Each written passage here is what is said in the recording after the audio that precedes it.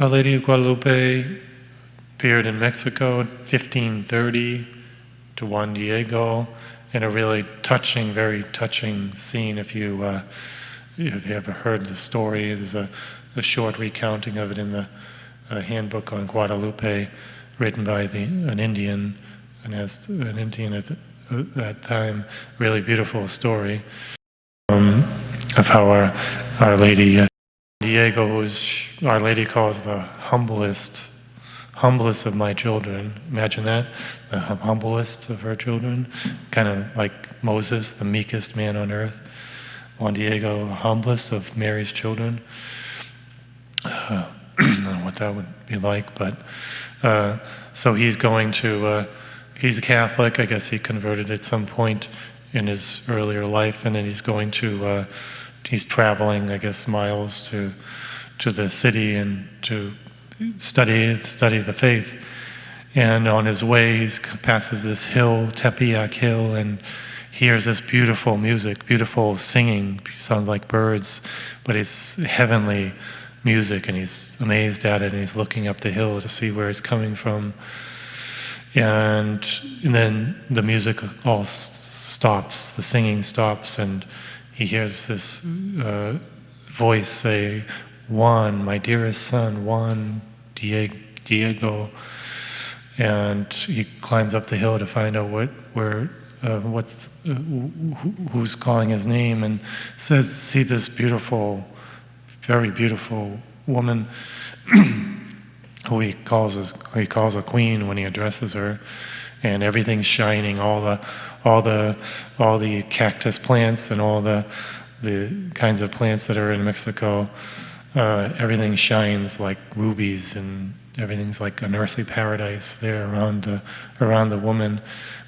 And she addresses him very, very kindly, lovingly. My dearest son, Juan Diego, what I want you to do is go to the bishop and ask him to build a church on this hill. And I'll just read you the little passage here, two little passages that are notable. She says to him, "Listen, Juan, my dearest and youngest son, where are you going?" He says he's going to study the catechism in the city. And then she says, "No, for sure, my dearest little and youngest son, that I am the perfect and ever Virgin, Holy Mary, Mother of the God of truth, through whom everything lives, the Lord of all things near us, and the Lord of heaven and earth.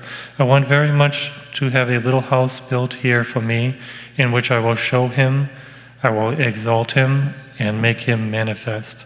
I will give him to the people in all my personal love, in my compassion, in my help, in my protection, because I am truly your merciful mother, yours and all the people who live united in this land, and of all the other people of different ancestries, my lovers, who love me, those who seek me, those who trust in me. Here I will hear their weeping, their complaints, and heal all their sorrows, hardships, and sufferings. And to bring about what my compassionate and merciful concern is trying to achieve, you must go to the residence of the Bishop of Mexico and tell him that I sent you to show him how I strongly wish him to build me a temple here on the plain." So I think the thing to underline is Our Lady's motherly care, really the privilege of Our Lady, her spiritual maternity over all her children, over all peoples in the world.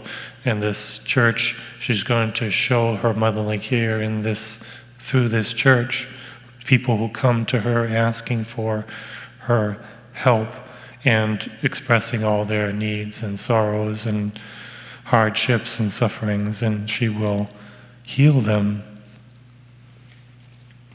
through this church being built. And so then Juan Diego goes to the bishop, and the bishop doesn't believe him at first, and then he comes back and tells her, and she says, "Go again.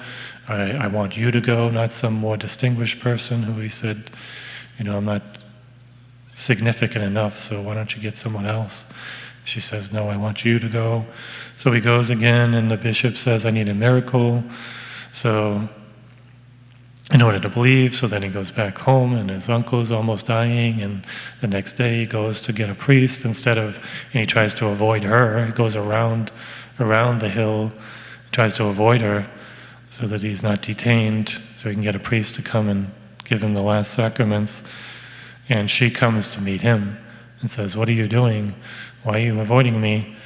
She doesn't say that, but yeah, and she understands and tells him that she will heal his uncle, so don't worry. Go up to the hill and get some flowers and bring them. They will be the miracle, because it's a winter day and shouldn't be any flowers growing, and yet he goes up there and sees the most beautiful Castilian roses of different kinds, and he cuts them all and he brings them down, and she, with her own hands, arranges them in his tilma and says, go to the bishop now, this will be the sign that he's to build this church. So he goes there to the bishop, has a hard time getting through his servants, finally gets to the bishop and says, here's the sign you asked for. And all Juan Diego knew was that it was just the roses. He didn't know there was going to be an image on his tilma. And he drops his tilma and the roses fall to the ground, and the bishop sees the beautiful image of Our Lady on his tilma and falls down on his knees and worships, venerates Our Lady, and is totally convinced. And then he calls all the people in the town to come and witness this miracle, and they all process with the image around the city, and the people are all happy and joyful and shooting arrows in the air, and one of the arrows goes up and down and stabs one of the Indians in the neck, and he falls down and dies. And they bring the tilma over to the dead Indian, and he comes back to life. And so the Indians see this as a gift to them, to the Indians who have been oppressed by the Spanish conquerors, who are treating them like slaves. And the Franciscans, or the bishop Zumarraga was a Franciscan bishop, so that's nice here in this Franciscan church to celebrate that fact. And so the Indians now feel like Our Lady belongs to them. So that's a beautiful thing. And Juan Diego and spends the rest of his life just explaining the story to people, and to the Indians especially. And it's said over the next few years that over 9 million people were baptized, became Catholics from the Indians. And prior to that, the Franciscans and the other missionaries were having a hard time converting the Indians, because the Spanish represented the faith, and they were oppressing them. So this changed everything, the appearance of Our Lady. And at the same time, over in Europe, people are leaving the faith, rejecting the Catholic faith and becoming Protestant. So we lost millions there and gained millions on the other side of the world. So really just the last passage here where Our Lady is showing her motherly care. Listen, this is as Juan Diego came to go to get a priest for his uncle, and Our Lady is coming to him and intercepting him and says, listen, put it into your heart, my dearest and youngest son, that the thing that disturbs you, the thing that afflicts you, is nothing. Do not let your countenance, your heart be disturbed. Do not fear this sickness of your uncle or any sickness, nor anything that is sharp or hurtful. Am I not here, I who am your mother? Are you not under my shadow and protection? Am I not the source of your joy? Are you not in the hollow of my mantle, in the crossing of my arms? Do you need anything more? Let nothing else worry you, disturb you. Do not let your uncle's illness worry you, because he will not die now. You may be certain that he is already well.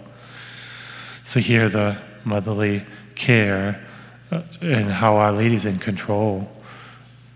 Do you need anything else? Are you not in the hollow of my mantle, in the crossing of my arms? Am I not here, I who am your mother? Are you not under my shadow and protection? Am I not the source of your joy?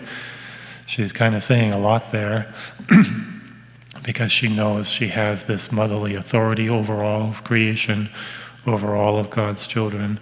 And so she's taking this authority to say, I can heal all your worries. Come to me, and I will comfort you and bring you to my Son, bring you to God. So we're really celebrating the spiritual maternity of Mary here in this beautiful story of Our Lady of Guadalupe.